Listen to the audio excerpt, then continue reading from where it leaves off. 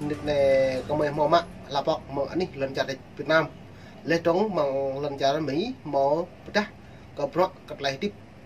grab premo cắt lại phải hình phụ đại hưu dạ bọc giờ nó bật vả lại này company thì mò cắt lăng lên đóng phí bằng tung lum có mấy mò ta hàng lại đập và đập tiếp hàng lại tiếp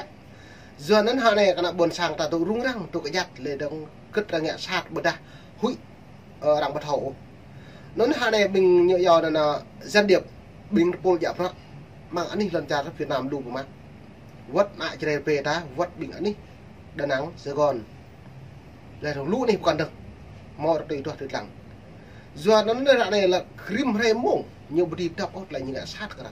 mệt phải như thế nó là bọc này lại lầm lỡ chu lên năm tầm đi này làตัวปั่น răng mồm mạ răng ta bí bằng cặp rọc bao nhiêu ngã răng tổ lệ nhẹ giò là dân biểu Hoa Kỳ của Mỹ chỉ trích Việt Nam vi phạm nhân quyền đàn áp tôn giáo bí bằng cặp lệ này nó của mình lặng đơm đã rim nhân nào như con khái tôn giáo một ngày lại bây giờ do nhóm bạn lại mồm này răng tổ chỉ trích như mà răng ra đi do nó là này lại mày càng đung đi hàng lấy đấy thứ cái nào buồn sang ta nằm hụi nằm tun tôi nhổ giờ ta đi bằng vợ hà này mom nước pol tụ hàng biết đấy này lấy trứng hàng ta lấy nhu càng phi bóng lấy trứng nhu càng gì mà cự nhu lên bây giờ sẽ nục được buộc nục đơm đi ơi giặt đẹp là nòng qua tụ lần chặt được nhau ca bọn buộc đà đâu lấy ca căn thọt lại rằng là mình hà này là rim pol rim đi lưu biện học để gì lên trong phố dạo phật màu pi vàng mang phố dạo phật màu mà trả Mỹ đi giờ đến ta học mạc lên qua bắt hai này tập màu mà phố dạo phật là buồn sang giờ nó nhiều bộ com úp pi vàng phật có gì à nó hai này màu dòng tề đã lên trong bình phố dạo phật như vậy này như là những bạn miệt à ấy càng phi bằng ấy prắc hạ bồ đà ấy càng mà phật đi chả giờ nó nhờ đặt có hơi có giờ đã cất lại nhớ thao có độ bẫy này là bề là nhựa do là computer này gặp thêm mồm nó còn lệ này ta còn nhẹ càng có prac nó bây giờ bộ càng có càng ấy prac giờ cất lại lấy tiếp cho bạn là càng prac á thao phi bóng ý càng prac á trong màu trục sáng ấy à prac á em pre bóng ấy prac em pre nhung ấy à này à bây giờ bộ càng giờ như mấy mình này em trong độ bên nào mà prac em mở lại phim em trả lại đi nên mong prac còn lệ lại prac mình màu bỏ máu chú ta lệ cặp dập lu bulu cặp phun đôi còn lệ cái như lệ ta ai càng prac lu có pre pro em mà yu pro mày này làm cho plan tâm ni có lệ còn lệ bập nhẹ có màu dòm sẽ nó nhé là đây mình vào lu đang thử thách cả buồn sang ta vất có pu cả giờ này thao đấy bây giờ ta tô bạn đi lần trả Việt Nam úp một cộng sản bây giờ itu thì nan ốc em một con sạt bạ này một con sạt xẻo đứt vừa ta lên chỗ cái nắm nuôi ta lại đã đoạn chuột liền đã đoạn cho cái đinh trang buộc bạc lòng lư như vậy lên như càng nhiều lư dòng đời là đông bây giờ nó này có càng đặc biệt là như giờ này dân biểu Mỹ chỉ trích Việt Nam vi phạm nhân quyền đàn áp tôn giáo nhỉ giờ nó lại này lắm lỡ span lần 5 thôn đô phó tô lục đỏ Ủy ban nhân quyền Toleson qua hội nghị Hoa Kỳ đã tổ chức một buổi hội nghị thảo về tình hình nhân quyền thế giới xoay quanh chủ đề nhân quyền ghi nhận hiện tại và hướng tới tương lai. Ai nhớ trong lời này mượn lời này là tạo bộ hình tôi ta cái nào buồn sang tam a cái mệt và hướng tới tương lai. Sao mà đối với Đảng Cộng sản Việt Nam nhiều mầm ác mà này, nhiều màu vui mừng mà, nhiều một lại học ác tan một lại vui mừng đúng không? Vô cái lại lau tê pro này cả nhắm cái trúc thì nhiều vậy. Rằng mãi ấy mong là soi nhú, rằng chưa hị nòng bằng họa nhú. Thà ta như màu cà phê hàng tấn, màu tiêu hàng tỷ đó mất. Xong ao dùng bom, nhưng mong cái đồng như bằng cà phê bằng tiêu bom nước nào buôn sang ấy thầu nhập đây à, thầu plau bột rô. ấy thọc lá bị blang là po ấy bằng pom nương thành phố thì nhớ nhạc pro công ty na ai nhớ nhưng ác bọn anh đang bục lê hay cái nem như ta rất như bóng đang bị chưa hệ nhưng mà bạc như lệ nọ mà nhưng bạn là những con nào giờ nó nhẹ nhàng là nó hướng tới tương lai này có thể nhẹ nhàng là Việt Nam sẽ sụp đổ lễ tướng như lệ đó buổi hội thảo được tổ chức nhân kỷ niệm quốc tế nhân quyền năm ngoái. Lần này tập trung vào 2 lĩnh vực nhưng chi tiết thực tế liên quan đến hạn chế hoạt động của các tổ chức xã hội dân sự của Việt Nam. Việt Nam khẳng định Việt Nam có tự do tôn giáo, tự do ngôn luận, tự do thông tin, tự do báo chí. Nhưng trong đó Việt Nam chưa thực hiện các bộ luật như trên. Với nhân lệ nhà bọn khăn bà đang riêng plan thêm thốt như nào. Việt Nam mò lại tự do tôn giáo, tự do nhân quyền, tự do thông tin, tự do họp, tự do báo chí lại. Vừa từ đã tự do nhưng phải lại như trend rằng lại Việt Nam tôi vi phạm mà. Nó này rằng cần là nhiều bù như đã có hỏi cái nhiều bù kết như càng rạ này làm hồi vừa lại năng tay bờ đạt lại hướng này trạo bờ đạt càng gì cái nhiều rằng càng và tiếp cái nhiều bù giờ cho nó mệt vả nó như lệ nè nhân quyền tại sao lại áp đặt Việt Nam để bộ Nhật đặt câu hỏi do kết Việt Nam là đặt tại sao không đặt nước khác lại đặt chính đất nước Việt Nam về nhân quyền này.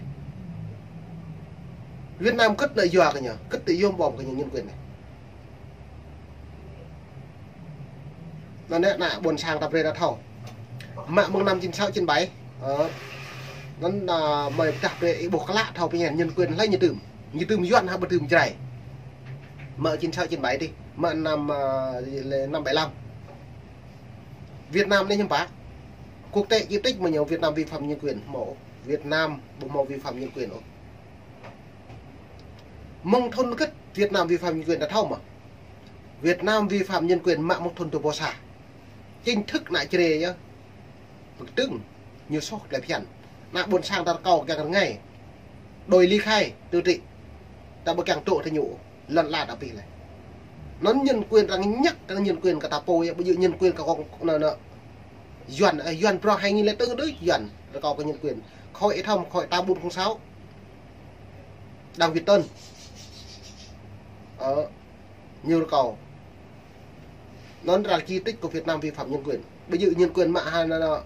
mạ trên sao trên bài nữa nhân quyền rằng lệ Việt Nam vi phạm mạ 2001 Việt Nam vi phạm nhân quyền này mạ mong nạ buồn sang ôi cáo lưu lao trên sao trên bài Việt Nam vi phạm ở tôn giáo thấm mẫu Việt Nam không vi phạm tôn giáo từ đại trăng lệ buộc mà là vọng dần bẹ bảo nhịn nó như lệ này nữa nhân quyền tại sao đặt cho Việt Nam nguyên nhân lý do ta tôi hay là ta tôi trăng nhân quyền cất tụ dọa nhân quyền chính thức cả đã buồn sang ta rồi này Tây Nguyên ở mẹ buộc khoản Tây Nguyên ta nó mệt vãi dòng Tây buồn sang để buộc cái men buộc lại ta ra này là chỗ này lần tràn Việt Nam ta pu lần là ta pu lúc ta pu đây là dùng giờ nó rằng lăng ta dùng mà sao mà rằng lăng ta dùng nhưng bạn ta pre nó ta dùng đã này là pre ta cuộc tệ nhỉ bu ta buộc cái nơi phát đi nhỉ thâu ta nằm tập nên lũ dòng trời ta mở bụi ta mở đã nằm tập cái đang nhặt là hi là ta bữa na ca kẹng một cân nhiều kẹng bơi đập trả ô mệt thì về dòng trời bạp nhẹ bữa cất e ngại lộc một thùng loại dày cơ nè bữa một hồi chiên ô bỏ bơi cái đèn nè tội căng nặng buồn sai bố bây giờ tội cái đèn lộc bằng thùng bữa cất bụng tràn bữa dày lại đào cả cái mà bơi đi buộc lại thâu miền giờ nó bằng thấy dợi này hội tập bơi thì lẽ ô đa lệ nhân quyền doan là tôn giáo doan bây giờ ô ít lăng nhá doan thằng một lại đạo ô mong đừng đi bro 2001 nè doan thọ đạo nè nguyên công trình vậy thôi mà nguyên công trình pro này đối 2017 đấy nèo vào mì đi nè cái mà đừng thôn bao nhiêu đi để bởi á đừng đi mà lau tiền là lúc lau tiền là xa đạo không giao đối tin lạnh bịa đôi nguyên là cũng dành pro này không nửa một tí buổi á anh này nguyên là cái chân càng lôi kéo tí bằng nặng buồn sang trên về đấy buổi á ta bố lên là ta cảm theo cái mà tôi lệ tôn dạo doạn mà bây giờ đang đậu tranh tôn dạo có doạn ô bây giờ đậu tranh tôn dạo có doạn nó nhân quyền có doạn ô nhân quyền ta phủ doạn ta nặng buồn sang ta để đổi khẩu xong ta neo là tao vua ra lệ nội doạn là không dạo doạn tôn dạo doạn nhân quyền doạn mà ta tổ nó sâu mệt quá pre ta thâu nần ý là cái nút cất rằng của bò cái con nào vi phạm ở sóc lệ hiện của nằm nước này thôn cất thầy dậy nó bò Việt Nam sóc lệ hiện lại đảo pre ta thâu hết dòng đấy mệt vậy như đấy nó này có càng đặc biệt hoặc lại đây nó như lại này không tòa bãi dốc này là thành viên của các cứ dân biểu London chỉ trích phơi bày tình hình nhân quyền Việt Nam tại quốc tế năm 2022 đến năm 2021 2022 đến năm nay Việt Nam ngày mùng 7 tháng 6 2022 này Việt Nam không thực hiện trung thực với quốc chính phủ của London. Dù nó rất là này có bí bang hạt rẻ có nhiều mà pro lên trong đằng búa đằng đa bí bang pro đằng tây nhà có pro có lấy Việt Nam có sốc lên thèn này nó như lệ này đóng ông Listen nhắc đến Hiếu blogger bị bắt vài giữa mấy năm trước tại Việt Nam giam giữ hàng trăm tù nhân lương tâm như trường hợp blogger Nguyễn Tiến Trung đây là nhờ về cái lệ tường thuật lệ mạ mông lau đi như mạ doạn lần tiếng nói cho nên chú tại Việt Nam bị giam cầm tù vì tội âm mưu lật đổ chế độ cộng sản bôi như thường nhu tươm lệ này lại nhu lệ cả buồn sang nhu sóc lại phèn nhu càng lực của đặc cái vụ bữa đó câu ngay lại đáo rồi câu càng một lại kịch cạt lại phèn ấm nu hiếm phải là thò nộp lực làm trả được như bố lại nó mệt và nên làm phim mông nó bập nhẹ tôi đoạn về tôi lưu lâu nên nó bập nhẹ làm phim mông cũng chả đẹp mông đấy nên mà cuộc mày mông nít đã đi đông hàng lời rồi cất bị mày rồi cao tôm nông ố dòng đấy việc làขับ yên á nên bị tẹt lệ để bình luận sau đây lệ trong rip mông mày mông mày lệ còn đi tôm bít lệ trong thứ đi của mày phó đoạn về lúc tương hàng lại hình này đi ta bạn đi thật bập lại